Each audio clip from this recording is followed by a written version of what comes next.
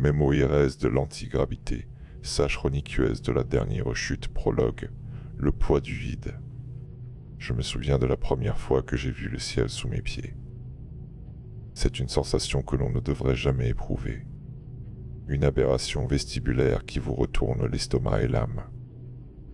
Mais pour lui, c'était le quotidien. C'était sa normalité terrifiante depuis ce jour de juin 1940 où le monde s'est inversé. On m'a demandé de rédiger ce rapport. Non, pas un rapport. On m'a demandé de raconter l'histoire. Pas de jargon, pas de code d'accréditation. Juste la vérité humaine, m'a dit le directeur. Peut-être qu'il commence à comprendre que les numéros de dossier et les classifications Keter ou Euclid ne capturent pas l'essence de ce que nous perdons. Ce que nous avons perdu le 28 avril 1992 n'était pas seulement une anomalie spatio-temporelle ou un objet de classe Euclide non confiné. C'était un homme, un aviateur, un fantôme de chair et d'os qui a passé 49 ans à tomber vers le plafond, retenu par la seule force de notre ingénierie et de sa propre terreur. Je m'appelle Michel. J'étais son chercheur assigné, son gardien, et peut-être, dans les limites permises par le protocole, son ami. J'ai passé des milliers d'heures assis sur une chaise boulonnée au sol, le cou tordu vers le haut, à regarder cet homme assis à l'envers sur ses propres meubles, défiant la gravité par sa simple existence. Ceci est l'histoire de SCP-1140-FR. L'aviateur. L'homme qui a fini par rejoindre les étoiles, non pas par technologie, mais par malédiction. La première fois que je suis entré dans sa cellule au site Aleph, j'ai cru à une blague de l'équipe d'ingénierie. C'était au début des années 80. Le site Aleph, construit sur les ruines d'une ville dévastée dans le Massif Central 1, était déjà un endroit lugubre, un dédale de béton et de secrets enfouis sous la terre. Mais le secteur de confinement des humanoïdes avait une atmosphère particulière, un mélange d'hôpital psychiatrique et de prison de haute sécurité. Le docteur Lasserre, mon prédécesseur, m'avait prévenu. « Ne vous fiez pas à vos sens », m'avait-il dit, ses mains tremblant légèrement sur sa canne. « Votre oreille interne va vous hurler que quelque chose ne va pas. Ignorez-la. » Il avait raison. La porte s'est ouverte avec un sifflement hydraulique, révélant une pièce standard de 4 mètres par 4, mais tout était faux. Le sol était nu, un carré de béton gris, vide. Pas de lit, pas de chaise, pas de table, rien. J'ai levé les yeux, guidé par un instinct primaire, et j'ai eu le vertige. Tout était au plafond. Le lit, un cadre métallique spartiate, était solidement vissé dans le béton de la voûte. La table de nuit, la chaise, la petite bibliothèque remplie de livres aux pages jaunies, tout était fixé là-haut, suspendu au-dessus de ma tête comme des stalactites domestiques .3, et au milieu de ce mobilier impossible, il y avait un homme. Il était assis sur la chaise, les jambes croisées, lisant un livre. Il portait un vieil uniforme de la RAF, le bleu-gris de la Royal Air Force, usé jusqu'à la corde mais impeccable. .4, ses cheveux blonds coupés courts ne pendaient pas vers le sol, ils restaient plaqués sur son crâne comme si la gravité le tirait vers le haut. Il a tourné une page et le papier s'est courbé vers le plafond, pas vers le sol. « Bonjour, docteur, dit-il. » Sa voix était calme, un peu rauque, avec cet accent britannique désuet des films des années 40. Il ne m'a pas regardé tout de suite. Je suis resté figé sur le seuil, ma mallette serrée contre ma poitrine. « Bonjour, ai-je balbutié, je suis le nouveau responsable. » Il a finalement baissé les yeux vers moi, ou levé les yeux selon son point de vue. C'est là que j'ai vu son visage. La moitié gauche était celle d'un homme beau, d'une trentaine d'années, figé dans une jeunesse éternelle. La moitié droite était un paysage de ruines. Des brûlures profondes, cicatrisées en cordons de chair luisante, dévoraient sa joue, son oreille, et descendaient dans son cou, disparaissant sous le col de laine de son blouson 3. C'étaient les marques du feu du cockpit en flammes, mais le plus terrifiant, c'étaient ses yeux. Ils bougeaient, sans cesse. Un nystagmus frénétique, ses globes oculaires roulant sous ses paupières, ou tressautant de gauche à droite même lorsqu'il me fixait. Il avait l'air éveillé, mais ses yeux étaient ceux d'un homme en plein cauchemar, en phase de sommeil paradoxal profond. « Vous avez l'air d'avoir le vertige », fit-il remarquer avec un demi-sourire, la seule expression que son visage brûlé lui permettait. « Ne vous en faites pas. C'est moi qui tombe, pas vous. » Au fil des mois, nous avons établi une routine. J'entrais, je m'asseyais sur la chaise pliante que j'apportais et que je gardais fermement au sol, et nous parlions. Il ne mangeait pas. Il ne dormait pas, du moins pas au sens conventionnel. Son corps était une statue de chair froide, maintenue à 14,3 degrés Celsius, la température exacte d'une matinée de juin dans le nord de la France. 3. Il n'avait pas de pouls, pas de souffle, juste cette conscience vibrante piégée dans un cadavre qui refusait de pourrir. Il aimait parler de son avion. C'était son ancrage. Quand il parlait du ferry battle, ses yeux semblaient se calmer un instant, fixant un horizon que lui seul pouvait voir à travers le béton du plafond. « Vous savez ce qu'on disait du battle ?»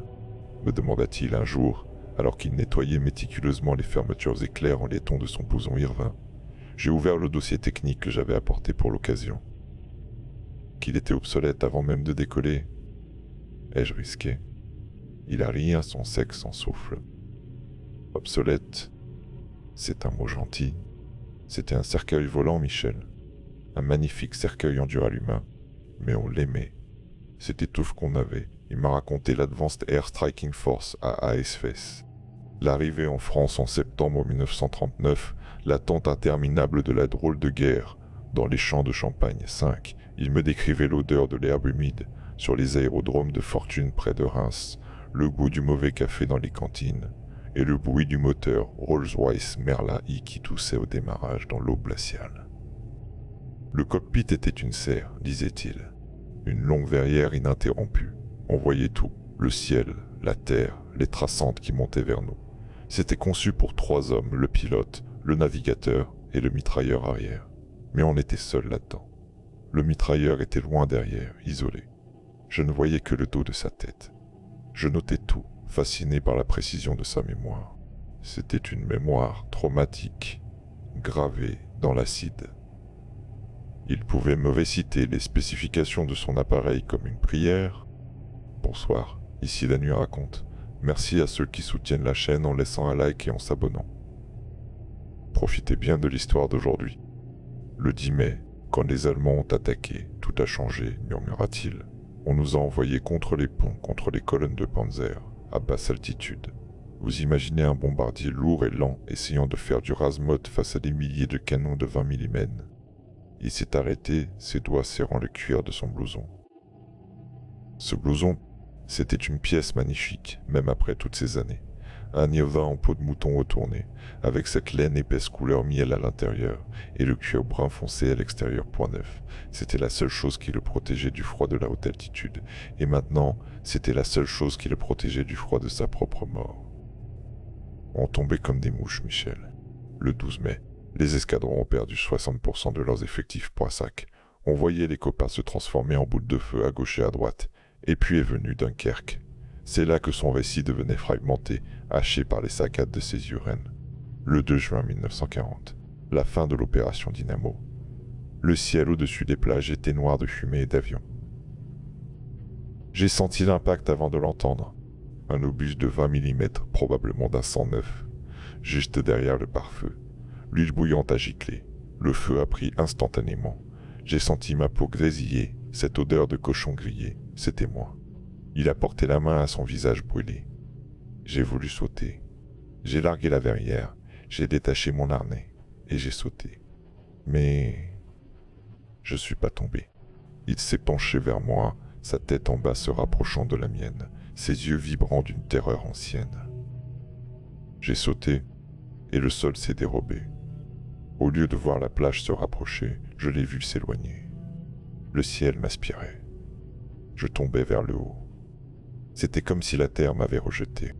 Il m'a raconté comment ses suspentes de parachute s'étaient emmêlées dans les câbles électriques d'une gare de triage bombardée près de Dunkerque 3. Comment il s'était retrouvé pendu par les pieds, le visage frôlant les rails, alors que la gravité essayait de l'arracher vers les nuages. Je suis resté là 3 ans, Michel. 3 ans caché dans cette gare en ruine. Je vivais comme une chauve-souris, accroché aux poutres métalliques, la tête en bas.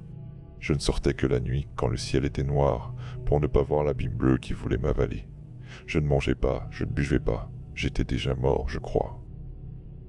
Juste, pas encore parti. Vivre avec une gravité inversée est une torture psychologique constante. Imaginez que le monde entier soit un plafond au-dessus d'un gouffre sans fond. Pour SCP-430-FR, chaque pas au sol, notre plafond était un acte de foi. S'il lâchait prise, s'il trébuchait à l'extérieur, il n'y aurait pas de sol pour le rattraper. Juste l'atmosphère, la stratosphère et puis le vide. Nous avions mis en place des protocoles stricts. Aucun objet ne devait entrer dans la cellule sans être attaché. Si je lui donnais un stylo et qu'il le lâchait, le stylo tombait vers mon sol.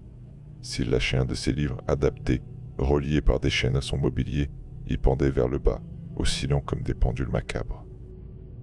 L'un des aspects les plus fascinants de sa condition était son état neurologique. Les médecins du site Aleph étaient perplexes. « Regardez cet EEG, me disait le docteur Arnaud, le neurologue du site. C'est du sommeil paradoxal pur. C'est l'état où l'on rêve. Ses neurones déchargent comme s'il était en plein cauchemar. Mais il vous parle, il joue aux échecs, il résout des équations. »« Qu'est-ce que ça veut dire ?» demandai-je. « Qu'il est somnambule. »« Non, ça veut dire que pour lui, la réalité et le rêve sont superposés. Il voit peut-être des choses que nous ne voyons pas. » Des intrusions alpha.11. Il m'a dit un jour que les murs de sa cellule respiraient, ou qu'il voyait des couleurs impossibles, comme celles qu'on voit quand on appuie fort sur ses paupières fermées. Cette dualité le rendait parfois distant. Il s'arrêtait au milieu d'une phrase, fixant un point invisible, ses yeux s'agitant follement. « Ils sont là, murmurait-il. »« Qui ?»« Les autres. Ceux qui sont tombés avant moi. Je les vois passer dans les nuages. » Je ne savais jamais s'il parlait des pilotes de 1940 ou d'autre chose. Mais il y avait une chose qui l'obsédait plus que tout, le petit nuage de Magellan. Nous lui avions fourni des cartes astronomiques qu'il avait punaisées à son mur près du plafond. Il passait des heures à tracer des trajectoires. « Pourquoi cette galaxie ?» lui demandai-je un jour. Il pointa un doigt ganté de cuir vers la petite tache nébuleuse sur la carte. « Parce que c'est là que je vais, Michel. C'est ma destination. » « Vous ne bougez pas, lui rappelai-je doucement. Vous êtes confiné au site Aleph, il me sourit tristement. Mon corps est ici. Mais ma gravité, elle ne pointe pas juste vers le haut, elle pointe vers là-bas. Je le sens. C'est comme un aimant. Si jamais le toit s'ouvre, je ne partirai pas au hasard. Je partirai tout droit vers le Toucan. Vers NGC 602.12, je frissonnais. L'idée qu'une force physique puisse être vectorisée non par une masse locale, mais par une galaxie naine située à 200 000 années-lumière, défiait toute la physique que nous connaissions. Mais avec SCP-140-FR, la physique était une suggestion polie, pas une loi. Il me parlait souvent de la beauté de cette galaxie, comme s'il l'avait déjà vue. « C'est une pépinière d'étoiles, disait-il. Des étoiles bleues, jeunes, violentes. Pas comme notre vieux soleil jaune et fatigué. Là-bas, tout naît. Ici, tout meurt. » Un jour, il a enlevé son blouson. C'était rare. Il faisait toujours 14,3 degrés dans sa cellule, mais il disait parfois avoir froid à l'intérieur. Il l'a posé sur le dossier de sa chaise, au plafond. Mais le blouson a glissé. J'ai bondi. Un réflexe stupide. Je n'aurais pas pu l'attraper. Mais le blouson n'est pas tombé vers moi. Il a chuté vers le plafond, s'écrasant contre le béton avec un bruit sourd de cuir lourd et de boucles en métal. Il est comme moi, dit l'aviateur. Il veut partir aussi. J'ai examiné ce blouson plus tard, lors d'une inspection. C'était une merveille d'artisanat de guerre. Le cuir était épais, craquelé par endroits mais souple, nourri par des décennies de soins méticuleux de la part de son propriétaire. .10, l'étiquette, à l'intérieur du col, était effacée, mais on devinait encore le AMUA Air Ministry et la couronne .13. Il sentait la lanoline, le vieux tabac et quelque chose de plus métallique, l'ozone peut-être, ou le sang séché. Ce blouson est la seule chose qui nous reste aujourd'hui. Il est dans le casier NVA 023B2.3, parfois je vais le voir. Il est sanglé sur une étagère car si on le détache, il s'envole instantanément vers le haut du casier. C'est un objet triste, une peau vide qui cherche son propriétaire. L'aviateur m'a dit un jour, ce n'est pas juste un vêtement, Michel, c'est ma peau. Quand je brûlais dans le cockpit, le cuir a fondu avec moi. Nous sommes liés. Je crois qu'il avait raison. L'anomalie ne s'est pas transmise à ses vêtements, Elle et ses vêtements autant qu'elle et lui. Le matin du 28 avril 1992 avait commencé comme tous les autres. J'étais dans mon bureau, en train de rédiger un rapport sur l'augmentation de l'activité REM chez le sujet, qui semblait agité depuis quelques jours. Il m'avait dit la veille, « Le ciel m'appelle plus fort, Michel, je l'entends chanter. » J'avais mis ça sur le compte de l'isolement. J'avais mis ça sur le compte de l'isolement. J'avais tort. À 10h42, l'alarme de brèche majeure a retenti. Ce n'était pas l'alarme d'exercice, c'était la klaxon noire, celle qui signifie que la structure même du site est compromise. Le sol a tremblé. Une secousse violente, latérale, suivie d'un grondement sourd qui semblait venir des entrailles de la terre. Brèche de confinement secteur Euclide, hurlait l'interphone. Anomalie dimensionnelle détectée. Évacuation immédiate des niveaux supérieurs. Je n'ai pas évacué. J'ai couru vers la cellule de SCP-80FR. Je ne sais pas pourquoi. Peut-être parce que je savais qu'il était le plus vulnérable de tous. S'il perdait son plafond, il était perdu. Quand je suis arrivé dans le couloir, c'était le chaos. La poussière de béton remplissait l'air. Des gardes couraient en sens inverse. « N'y allez pas, Doc, le toit s'effondre !» cria l'un d'eux. J'ai ignoré l'avertissement. J'ai atteint la porte de sa cellule. Le système hydraulique était mort, mais la porte avait été tordue par la secousse, laissant une ouverture béante. Je suis entré, et j'ai vu l'impensable. L'explosion, ou quoi que ce fût qui avait été déclenché par SCP-Affaires, avait arraché toute la partie supérieure du bloc de confinement. Le plafond de la cellule n'existait plus. Là où il y avait eu du béton rassurant, il y avait maintenant un trou béant, déchiqueté, ouvrant sur le ciel bleu pâle du massif central, et l'aviateur était là. Mais il ne tombait pas. Pas encore. Il s'agrippait désespérément à un reste de poutrelle métallique tordue, qui dépassait encore du mur, ses doigts gantés de cuir glissant sur le métal. Son corps était tendu à l'extrême, tiré vers le haut par une force invisible et implacable. Ses pieds battaient le vide, cherchant une prise qui n'existait plus. « Michel !» hurla-t-il. Je me suis précipité vers lui, mais le sol était jonché de débris. « Tenez bon !» ai-je crié, ma voix brisée par la poussière et la panique. Il a tourné son visage vers moi. Pour la première fois depuis des années, ses yeux ne bougeaient plus. Le nystagmus s'était arrêté. Il me fixait avec une lucidité terrifiante. Il savait que je ne pouvais pas l'atteindre. Il savait que la poutre allait céder. « Ne me regardez pas partir, dit-il, s'il vous plaît. » La poutre a grincé. Un son métallique aigu comme un cri. Puis elle a rompu. Je l'ai vu être aspirée. Ce n'était pas comme un envol. C'était violent. Comme si une main géante l'avait saisi par le col et arraché à la terre. En une fraction de seconde, il a traversé l'ouverture du toit. J'ai vu sa silhouette noire contre le bleu du ciel, ses bras écartés en croix, rapetisser à une vitesse hallucinante. Il n'a pas crié. Je me suis précipité vers la brèche, levant les yeux. Il n'était déjà plus qu'un point. Un point qui montait, perçant les nuages bas. Il tombait vers sa galaxie. Il tombait vers le petit nuage de Magellan. Les radars de la Fondation l'ont suivi pendant 17 minutes. Sa vitesse d'ascension a augmenté de façon exponentielle dès qu'il a quitté les couches denses de l'atmosphère. Il a passé la ligne de Kármán en quelques instants. Il a traversé l'exosphère, et puis il a disparu des écrans, devenant trop petit, trop froid, trop loin. Le comité d'éthique a rendu sa décision 6 ans plus tard, en 1998. Récupération impossible. Coût prohibitif. Risque de voile du secret trop élevé. 3, ils l'ont abandonné, non confiné. Comme si c'était un choix. Aujourd'hui, quand je sors la nuit et que je regarde le ciel du sud, sur les photos, car on ne voit pas le Magellanic Cloud d'ici, je ne peux m'empêcher de penser à lui. Il est là-haut, seul. Il flotte dans le vide interstellaire, préservé par son anomalie. Il ne respire pas, donc il ne peut pas étouffer. Il ne gèle pas, car il est déjà froid. Il est conscient. Je me demande ce qu'il voit. Est-ce qu'il voit la Terre s'éloigner comme une bile bleue? Est-ce qu'il voit les étoiles défiler? Ou est-ce que son esprit s'est enfin réfugié tout entier dans ce sommeil paradoxal, lui offrant le rêve éternel qu'il méritait? Peut-être qu'il rêve qu'il vole. Peut-être qu'il est de retour dans son cockpit de Ferry Battle, le moteur Merlin rondant doucement, volant vers une mission sans fin, sans flaque, sans feu, sans douleur. Je garde son blouson. C'est tout ce que je peux faire. Parfois, je pose ma main sur le cuir froid. Et je jure que je peux sentir une vibration, comme si, à des milliards de kilomètres de là, l'homme qui le portait tremblait encore. Adieu aviateur, bon vol. Annexes ET Documents de référence.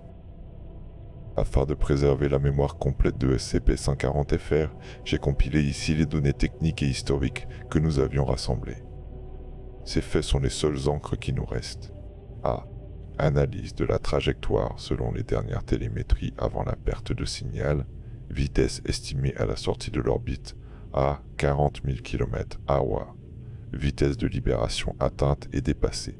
Direction. Ascension droite 1000 heures 52 000, 44,8 à 52 000, 44 nul, 2,39 à 112 degrés 1 à 102 nul. Constellation du Toucan. Déclinaison 62 000. Distance à parcourir 200 000 années-lumière, 14 temps de trajet estimé, infini à l'échelle humaine. B. Le blouson restant SCP-140-FRB. Le blouson iovin conservé au site Aleph présente des propriétés anormales identiques mais dissociées du sujet. Matériaux, peau de mouton retournée, laine 20 mm .5 ans état, patine de guerre, traces de brûlure sur le col. Comportement exerce une poussée constante de 9,8 NH direct vers le zénith local. Doit être maintenu par des sangles en Kevlar dans le casier de stockage. C. Contexte opérationnel de la perte la brèche du 28-4 à 1992 reste un sujet sensible. Cause incident dimensionnel majeur impliquant SCP affaire. Données expurgées par ordre O5. Dégâts, destruction de l'aile C confinement Humanu. Perte 12 membres du personnel, 3 objets SCP dont SCP-140 effrayés. Conséquence, révision complète des protocoles de confinement pour les anomalies gravitationnelles. On ne stocke plus jamais sous un toit. On stocke désormais dans des bunkers souterrains profonds où tomber vers le ciel signifie simplement s'écraser contre 300 mètres de roche. Une leçon apprise trop tard pour lui. Note finale du docteur Lasserre. Je demande que ce dossier ne soit jamais archivé numériquement au point d'être oublié. L'aviateur fait partie de l'histoire de la Fondation, mais aussi de l'histoire de l'humanité. Il est le seul homme à avoir vaincu la gravité, et il a payé le prix fort pour cette victoire qu'il n'avait pas demandée. Merci d'avoir écouté mon histoire. Dites-moi en commentaire quel sujet vous souhaitez que l'on explore sur la chaîne. Abonnez-vous, et à demain.